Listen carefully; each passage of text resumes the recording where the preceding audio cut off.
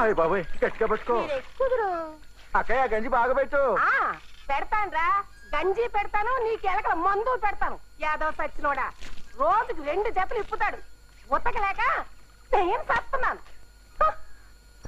వయసులో ఉన్నప్పుడు కాళ్ళు కడి కన్యాదానం చేస్తామంటే వద్దన్నాడు బ్రహ్మచారి సచ్చినోడు. వీడిని ఏ పురుగో పావో కరిసి చస్తే గాని నాకు మనశ్శాంతి ఉండదు.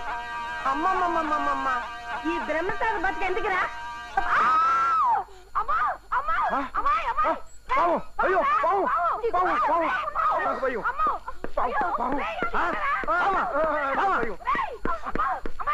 ఎక్కడ పావు?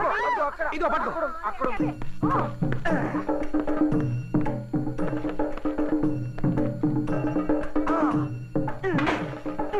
కొట్టండి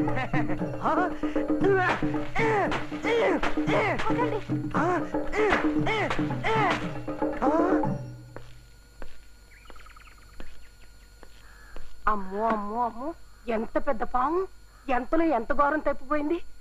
నిజంగా నువ్వు దేవుడు బాబు.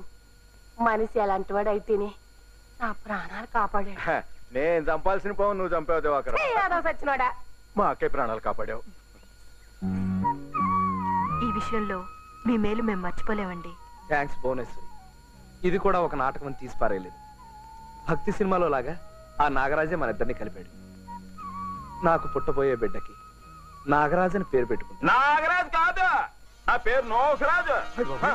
చూడేంటి అసలు జరిగింది ఏంటంటేనండి, ఏం జరగలేదక్క.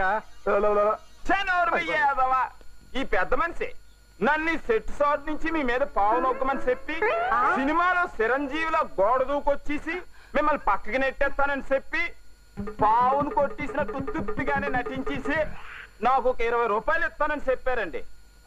మరి బ్రేక్ చేసావు, ఆడోళ్ళు చూస్తున్నారు కదా అని చెప్పేసి తెగరెచ్చిపోయి నా పావుని పచ్చడి పచ్చడి కింద కొట్టేస్తావా? నా బోనేదు